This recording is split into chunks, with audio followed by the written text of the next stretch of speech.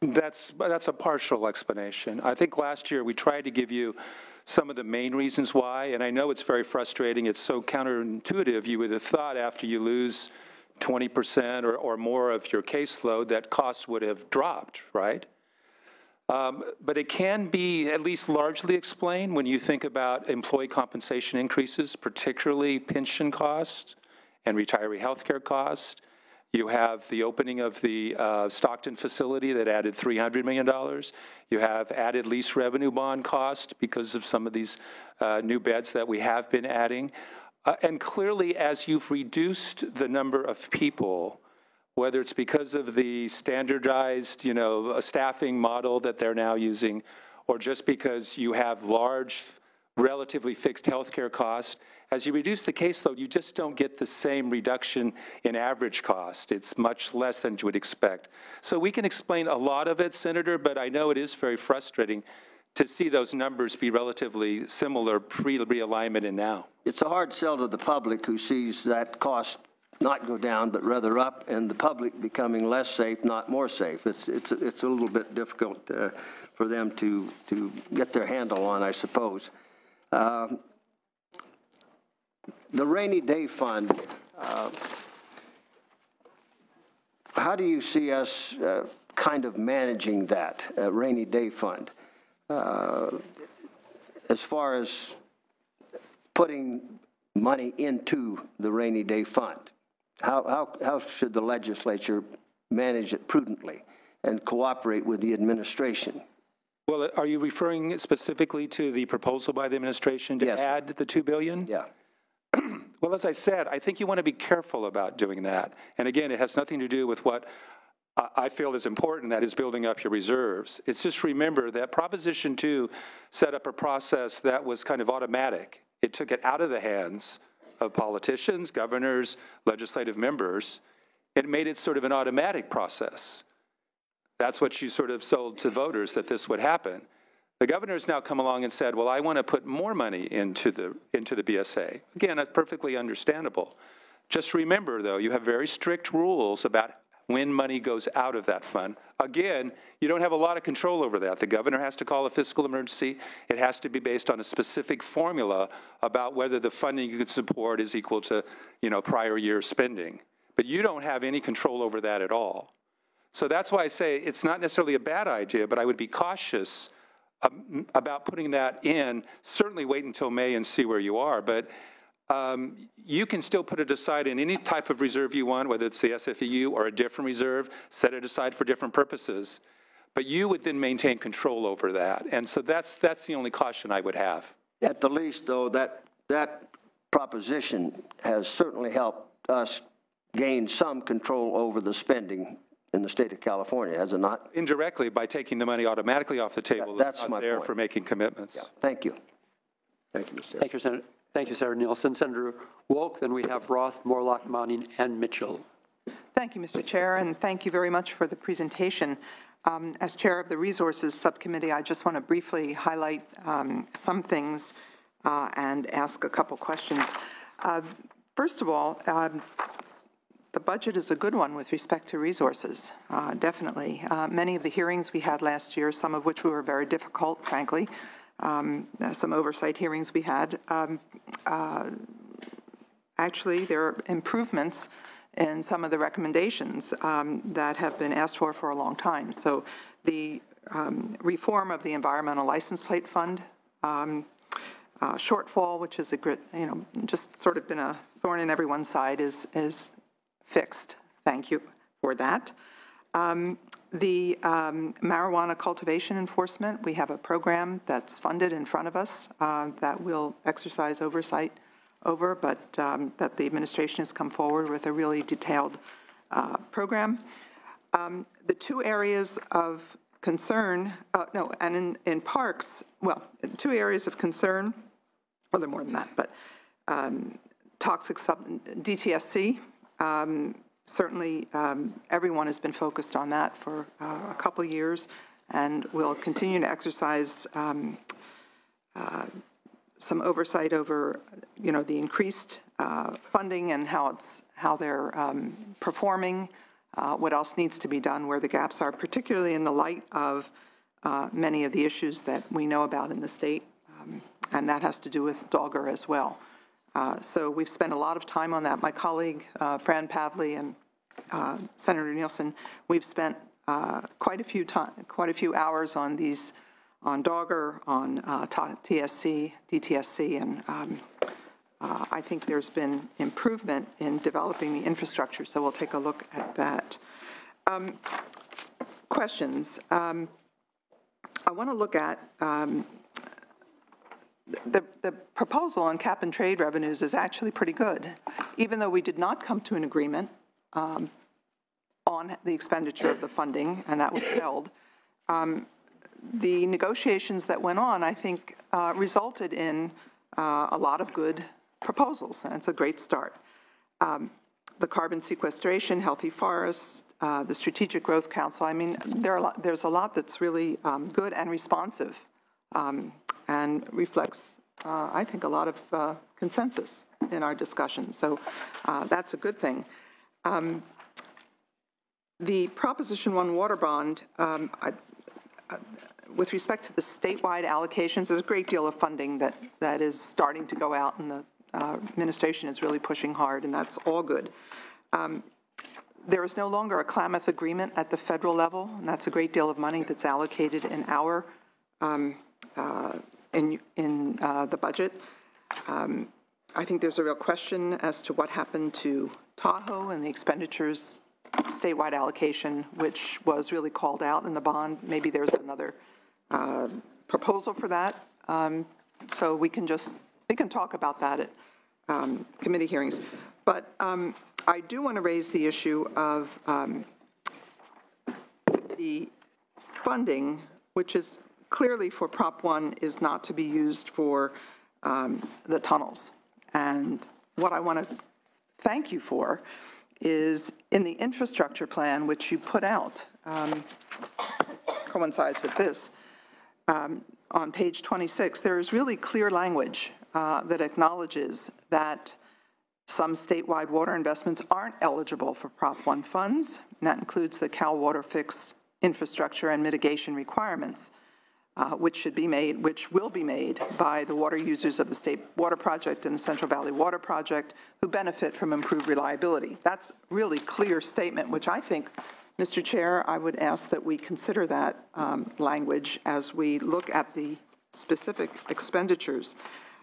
There is money from cap and trade, which is ordinarily general fund, that goes to Eco Restore, and whether there is any funding being used to either fund or permit the tunnels that ought to be used, that ought to come from the contractors as opposed to general fund or as opposed to the water bond. So we will be looking at that carefully when we have our water hearing. But overall, I have to say, from perspective of resources, it reflects the positive nature of the rest of the budget. Things are improving and, slowly over time, plugging great holes that have developed in the last 5 to 10 years. So that's all I have to say. Thank you, Senator Wilk. Senator Roth. Thank you, Mr. Chair. Ms. Bosler, maybe I missed the answer to this, and if so, I apologize. With respect to the $2 billion supplemental deposit to the rainy day fund, why the rainy day fund and not the special fund for economic uncertainty? Given the fact that wherever the money is in this environment in Sacramento, there has to be agreement between administration and the legislature, I would assume, to pull it out. So why put the legislature and why put the administration under the restrictions of the rainy day fund proposal when this is an additional deposit over and above that which is required? Yes. So I think that one of the priorities that the governor made very clear is that one of his very important top priorities is really maintaining the state's fiscal balance, especially when faced with an inevitable recession. So putting those monies aside into the rainy day fund that has the same level of restrictions for taking the money out was a policy choice that was made by the governor in building this budget this year. So that's really the underpinning, is that saving is really one of the highest priorities for us as we continue to try and maintain the relative balance that we have over the long term. Well, following on with this recession-oriented discussion and recession planning, and by the way, I agree with it. As you know, I believe it was 2 years ago, as part of the budget, there was a school district reserve fund proposal that was included, which at least some of us, if not many of us, didn't like for one reason or another. And there have been efforts to make some adjustments to that with respect to assigned and unassigned reserve funds. Given this recession planning and the potential impact on school districts in the event of a recession, was there any effort put into the budget proposal with regard to fixing some of the issues having to do with this school district reserve fund program? Well, first of all, the reserve requirement will not be going into effect anytime soon, because over the entire forecast period, we do not predict a test 1 year, which is the condition in which Proposition 98 funds would be deposited into a reserve, thereby limiting local reserves. Last year, the administration convened a stakeholder working group with local school district leaders to better understand how to move forward from that policy. We continue to work on having those discussions and do understand that there can be a chilling effect at the local level with having that policy on the books, even though it is not going to be triggered on in our scenario over our forecast period. But it is an ongoing conversation that we continue to have with local school leaders about the impacts of that policy. And I realize that the prognosticators are not predicting that this cap is going to be triggered anytime soon, but of course, with the unpredictability of the economy, and by the way, I prefer unpredictable revenue as opposed to one time, since I don't know what one time really means. But the unpredictability of our revenue stream, who knows? And I hate to see something that is as imperfect as this school district reserve cap language remain on the books. So do you think we may expect to see something in the May revise or in a trailer bill that would fix this thing this year finally? I can't speculate on that, but we do continue to have those conversations. Well, I hope so, and if there's anything some of us can do to further those stakeholder conversations, we'd certainly like to participate. Lastly, the judiciary. I didn't hear any reference in your overview to the judiciary in the state of California, and my recollection is that over the Great Recession, the period of the Great Recession, just as with higher education, my predecessors here took about $1 billion out of the budget of our California judiciary. I know the administration has been making headway in trying to restore that money to this branch of government, and I appreciate those and applaud those efforts. What does this budget to do with respect to the judiciary, number one? And number two, I remember noting in the budget summary that having vetoed the additional judge bill last year, the governor is proposing the reallocation of some vacant positions, 5 to be specific, from areas in California to underserved areas. And have there been any specifics outlined for that? So two questions. Sure. Yes, we do have a package of funding for the judiciary, and it was one of the areas where the governor did commit to some additional ongoing spending in an effort to continue to restore funding for the trial court system that was reduced during the recession, and also a significant amount of their funding was also shifted to fees, which in their world are a much more volatile revenue source.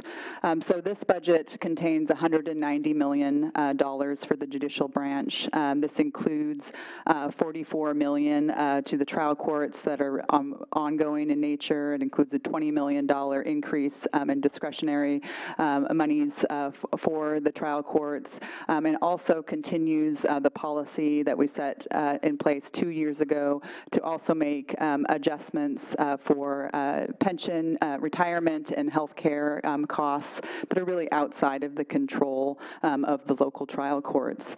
And we also put additional general fund in to backfill for declining revenues from their fees and penalty sources. In addition, there's also $7 million for additional language access throughout the trial court system to extend language access services in the civil system. And also an additional $21.4 million to deal with the increased workload associated with the resentencing required under Proposition 47. There's also an exciting $30 million court innovation grant program. This is a one-time money that would be targeted to transforming the way the courts do business, including changing the way you pay your fines and penalties, changing the traffic system. Really, the courts are working on a myriad of different innovations to make the court experience better for those of us that have to deal with the courts, but also just to improve the efficiency of the trial court operations. There's also $10 million that's put forward to change a much discussed reserve policy. So this $10 million general fund would provide a one-time upfront deposit, which would act as a reserve so that the trial court allocations could be fully allocated to the individual trial courts. And if that reserve is needed, that would be backfilled in the next year through the regular trial court allocations. There's also a $4.3 million investment to increase the rates paid to the appellate appointed counsel. Last year, as working with the legislature, the budget provided some additional monies for appointed counsel at the trial court level, and so this is an additional augmentation for a similar type legal attorneys that are an important part of the appellate process. Will this deal with the capital cases in the backlog? This is a lot to do with the dependency system, mainly those cases that do get appealed at the appellate level. The capital system is dealt with more through the state public defender and then also the habeas corpus resource center, which also received an augmentation in this budget. There's also $60 million in one-time money for deferred maintenance at our court facilities across the state, and then also an $8.7 million investment to move a ongoing program that's been funded with the Improvement and Modernization Fund onto the general fund, and that frees up those funds in the Improvement and Modernization Fund to do what they were intended, which was to improve and modernize the court functions. So we think we have a good measured package for the judicial branch, and then also to follow on a few other policy matters. One is the ability for a statutory change to allow the judicial branch to go through the process of transferring up to 5 judges from areas of the state that have enough judges to areas of the state that, because of history and the changing demographics of our state, don't have enough judges. And that's one of the areas that's been well documented is the area that you're from, Senator Roth. The other proposal is related to I've lost it right now. I'll come back to it. So yeah, I will end there. I don't want to belabor this, Mr. Chair. May I follow on? What's the process for determining the procedure for the repositioning of these vacant positions? Will the legislature be doing that? Will the Judicial Council be doing that in conjunction with the Department of Finance and the governor? I was unclear from there's no specificity in the summary, and there may not be. Maybe this is something that you're working on, and so I just, if that's the case, that's the answer. Well, we definitely do need the statutory authority to move the judgeships, but it's really something that we wanted the judicial branch to really have a discussion amongst themselves about how this could work. There already has been a lot of discussion about how the branch really works together, and all of these trial courts are part of a larger overall system. This was first discussed when they redid the allocation of funding, base funding, and came up with a new model that we call WAFM. And so through those discussions, I think the different courts really learned more about the entire state system and not just about their individual trial court. So this is something that we would want them to really work through the details, but in conjunction with legislative oversight as well. Well, thank you very much for that. Thank you, Mr. Chair. Thank you for your question, Senator Roth. Before we go to Senator Morlock, Senator Wilk, you overlooked something? Yes. Given the rains, we all came to work today.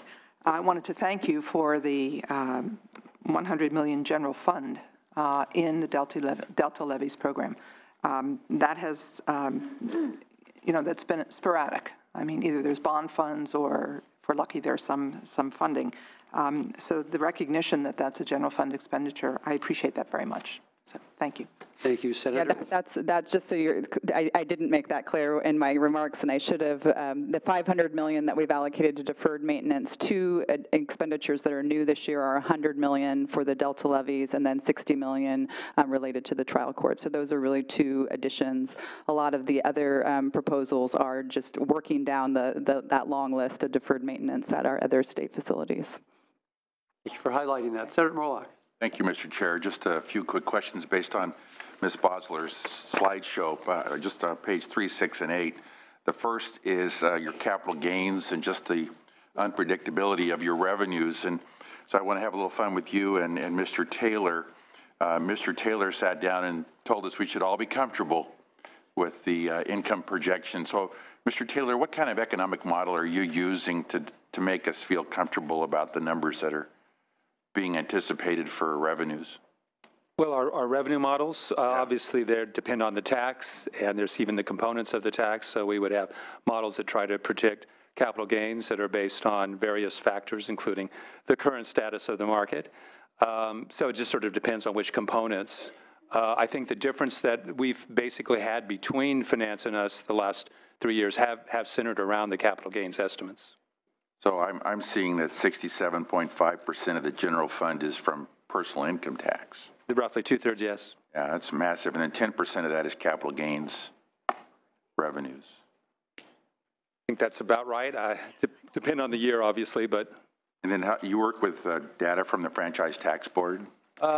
Certainly, but also then just various economic variables that we would get from our national entity that we contract with. Well, we have a lot of certified public accountants in the building today, so we want to certainly thank the CPAs. You know, if they're working on helping us get 67.5% of our revenue. If you see a name tag, colleagues, say hello.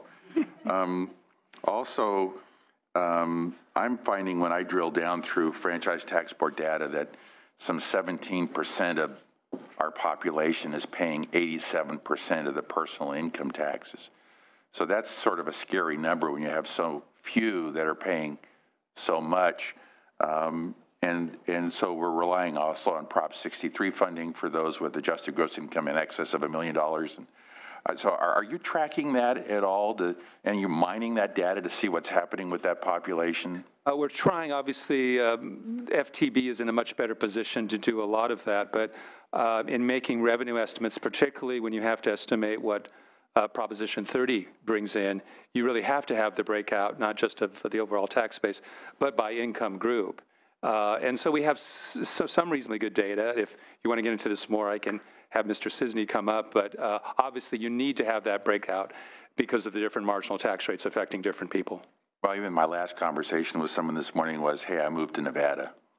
So I'm just kind of worried about what's happening to that segment of our population. So here we have, you're telling us, be calm, everything's good. But in the budget, I'm seeing that CalFresh caseloads are going up 6.6%.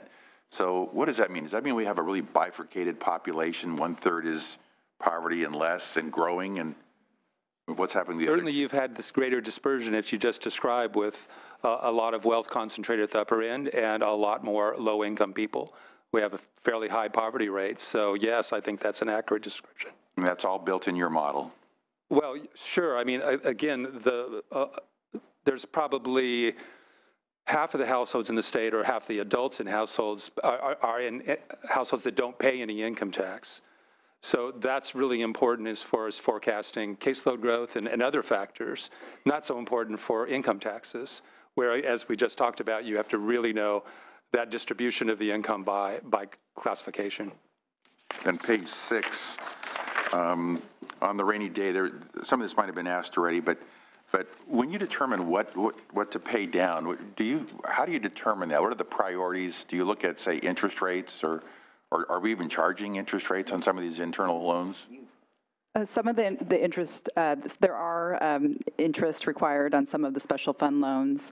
We every year do an analysis of what programs are in need of their loans repaid, and that's really what guides the special loan repayments and the sequencing of those. Some of them do have statutory dates, or dates that are in the Budget Act itself, but we do this analysis to understand programmatic need and then make the repayments accordingly.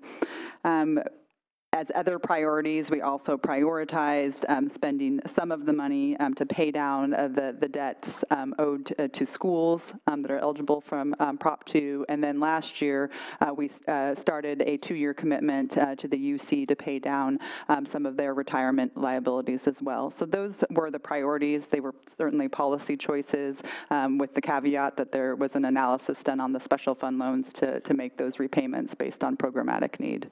So an investment rate assumption for the college pension plans would be, what, 7.5%? So it would be kind of more desirable to pay down something that's growing at a larger interest rate. On the next bullet point, you have on the rainy day fund a 65% of target. So is there like a plan to get to 100% over a few years? We don't have a specific plan called out beyond the budget year, but the idea is that over the next few years, we would get to approximately $12 billion, which would be 10% of general fund revenues that would be set aside in the rainy day fund. So we are in the best position possible for weathering the next recession. Mr. Taylor, on page 8 of your report, you called this makes extra a rainy day fund deposit. And I'm just wondering, the term extra, if we're 65% funded, why would you call it extra? Wouldn't you say that maybe you could explain? Sure, and we talked about this a little bit earlier. The budget makes the required payment under Proposition 2 of $2.6 billion. So we don't have any control over that. It's based on the Department of Finance's estimates. The administration decided to put in $2 billion more, not based on the formulas in Proposition 2, but just on a choice to build up the reserves that way. So it's extra in the sense you don't have to make that payment. It's not required. No requirement to be at 10%? No, it's in effect the way the formulas work. It goes up to 10%. At that point, any funds that go into the fund have to be spent on infrastructure. Thank you. And then the last bullet on retiree health. In the negotiations that the governor's been doing, at least the last one we saw with the engineers, we gave a significant raise, and then we asked them to have withholdings to pay into this retiree medical. Why don't we look at the state picking up the funding responsibility of making contributions to the retiree medical and therefore reducing the size of the raise? Why, you know, that, because once you give a larger raise, you're also impacting your pension systems. I'm just curious why that approach is being pursued. I do think the scientists is probably a more unique situation. There was, as one component of negotiating, there are always salary surveys that are looked at to determine where the state employee is relative to county and city employees that are have similar skill sets. So the scientists, their salary survey did show that they were below industry levels, and so theirs was a larger increase. But I think underpinning the administration's proposal on the cost sharing for the pre-funding of retiree health is really important for the ongoing system, and getting that 50-50 cost sharing with the state and the employee, because it is an important and good benefit that public employee workers have, and it's important for it to be valued and to have that cost sharing with the employees. But the other side of the coin is that if they're paying into it, they feel like they have some ownership as well, which may be scary on the other side. So I would just challenge you to think about reducing the amount of the wage increases so that you don't impact your pension plan as much. So that's I would just note that across the board, I think state employees in general, not in all specific classifications, are paid significantly less than equivalent county and city employees. So I think that's one thing that we're looking at in addition to many other factors, like you say.